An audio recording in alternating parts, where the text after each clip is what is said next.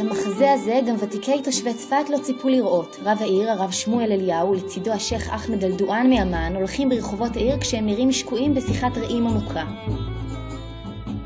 כשהסתובבתי איתו בחוצות צפת, אנשים פקחו עיניים לראות את הרב של צפת מסתובב עם שייח.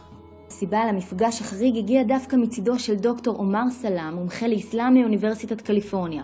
מטרתו הייתה לאפשר לשייח אלדואן, דמות ידועה בממלכה הירדנית, לשוחח עם הרב אליהו על זכותם הדתית לדבריו של היהודים על ארץ ישראל. זאת על אף החשש שהתבטאויות כאלו עלולות לעורר תגובות קשות.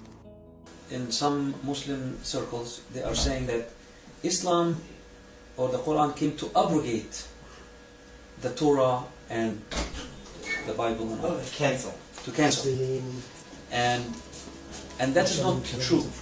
כשהגיע אחמד אלדואן, הוא שייח בעמן, והוא פשוט חזר לדברים האלה בפנינו, שהקוראן שמאמינים בו תומך בזכותנו על ארץ ישראל. وأنا على استعداد تام لأناظر وأناقش كبار علماء الأمة من العلماء المحمديين بذلك أثبت ذلك لكبار العلماء.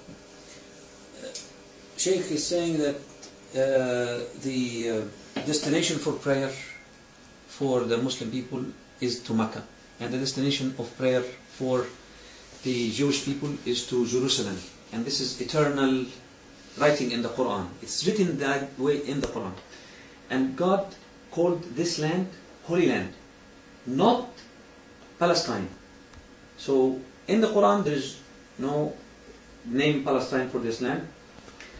So he's saying that the Muslims or the Arabs should not be fighting the Jews over this land. They should let the Jews live in peace with them in this land and not fighting. כשנכנסתי איתו לבית המדרש לישיבת ההסדר בצפת, אז התלמידים פתחו עיניים עוד יותר גדולות, וכשהוא נתן להם שם שיעור, אז זה בכלל היה מחזה מאוד מיוחד, מאוד מיוחד. אני חושב שבכוונת מכוון הוא הגיע אליי, מכיוון שהוא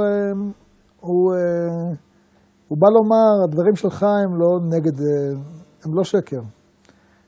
באמת מגיע לעם ישראל, את ארץ ישראל. זאת הבטחת אלוקים, והוא לא רוצה ללכת נגד אלוקים. הוכחה על דבריו, הוא גם הראה לנו בתוך הקוראן שהוא נושא בכיסו, הוא הראה לנו את הדברים כתובים שחור על גבי לבן. לא רק מקום אחד, בכמה מקומות שזה חד משמעי. והוא טוען שפשוט אנשים אחרים מסלפים את הקוראן. People who write the explanation for what the Quran means, they have different opinions. But it's only one Quran, but they interject their own interpretation.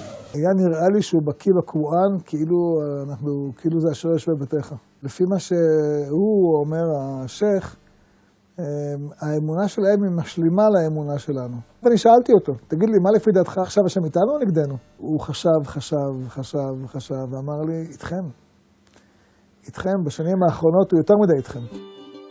החיבור הזה זה חיבור שבעיניי היה הפתעה גדולה. מאוד התרגשתי. אתה פשוט רואה את הדברים, את דבר השם מתגשם מול עיניך. אני מאוד מקווה שיהיה פתח לחיבור, שיבואו עוד שייחים אחרים ועוד רבנים אחרים, ועל בסיס התנ"ך נוכל באמת להמשיך לדבר וליצור קשרים שיביאו שלום ולא מלחמה.